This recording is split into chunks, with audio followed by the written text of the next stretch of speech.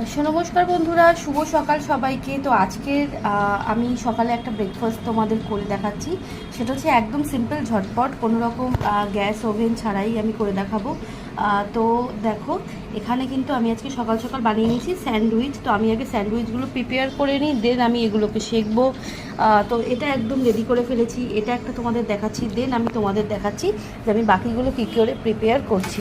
তো আমি এখানে প্রথমেই নিয়ে নিয়েছি মেয়োনিজ, টমেটো সস, আর এটা হচ্ছে চাট মশলা, আর এখানে আমি কেটে নিয়েছি কিছু শসা, পেঁয়াজ। এগুলো আমি এই একটা স্যান্ডউইচ বানাই এবং আরেক রকমের স্যান্ডউইচ বানাই, সেটা হচ্ছে পুরো মেয়োনিজের মধ্যে শসা কুচি, ডিম কুচি এগুলো দিয়ে। ওটা কিন্তু স্কুলের জন্য, স্কুলে বাচ্চাদের দেওয়ার জন্য খুব ভালো, বিকজ এই স্যান্ডউইচটা কিন্তু তোমরা বাচ্চাদের স্কুলে দিতে পারবে না। স্কুলে দিলে গরমের মধ্যে এই স্যান্ডউইচটা থেকে মানে শসার থেকে জল বেরিয়ে যাবে। সুতরাং এই স্যান্ডউইচটা করে সঙ্গে সঙ্গে খাওয়ার জন্য আরেকদিন আরেকটা স্যান্ডউইচ দেখাবো, যেটা কিন্তু তোমরা বাচ্চাদের টিফিনে ইজিলি দিতে পারো। স্যান্ডউইচটা একদম নুইয়ে যাবে না, পুরো ক্রাঞ্চি থাকবে। তো তোমরা দেখতে থাকো আমি কি করে স্যান্ডউইচ প্রিপেয়ার করছি। বাবা একটুখানি তুমি ভিডিওটা ধরো। এখানে প্রথমেই আমার অন্যান্য ব্রেডগুলোর মধ্যে এই যে ব্রেড নিয়ে নিচ্ছি। আজকের এই ব্রেডগুলো দেখো তোমরা, পুরো টুটি ফুটি দেওয়া। তো এর জন্য এই ব্রেডগুলো খেতে খুব ভালো হবে। প্রথমেই দেখো ব্রেডগুলোর মধ্যে এই যে এরকমভাবে মেয়োনিজ মাখিয়ে নিয়েছি। মেয়োনিজ মাখানোর পর এর মধ্যে মাখিয়ে নেব কিছুটা টমেটো সস। তো এই যে এইভাবে তোমরা সবাই করে খেতে পারো, দেখবে খুব ভালো লাগবে। বেশি পড়ে গেল, আমি আরেকটার মধ্যে এটা শিফট করে নিচ্ছি অর্ধেক অর্ধেক করে। এই যে দেখো বাবা, যেন ভালো করে ওঠে, ঠিক আছে। টমেটো সসটা দিয়ে নিলাম।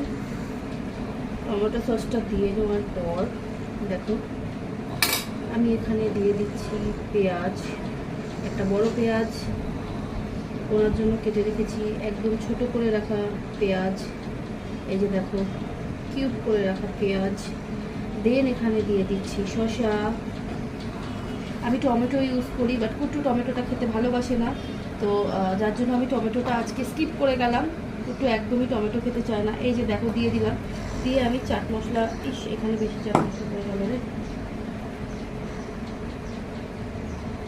সরি। এই দেখো চাট মশলা দিয়ে দিচ্ছি।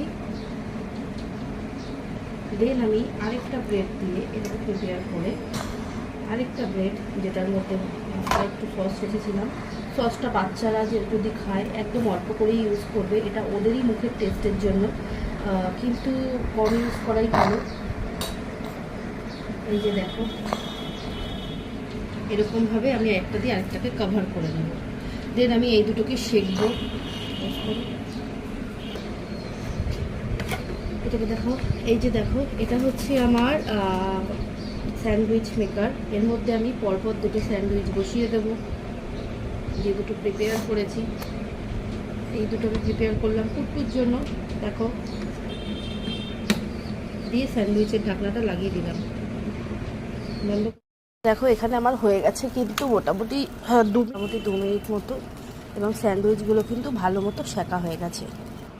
তো আমি ব্রেডগুলো তুলে এনেছি, এই দেখো খুব সুন্দর করে সেঁকে নিয়েছি। এবার আমি এগুলোকে মিডল দিয়ে কাট করে নেব।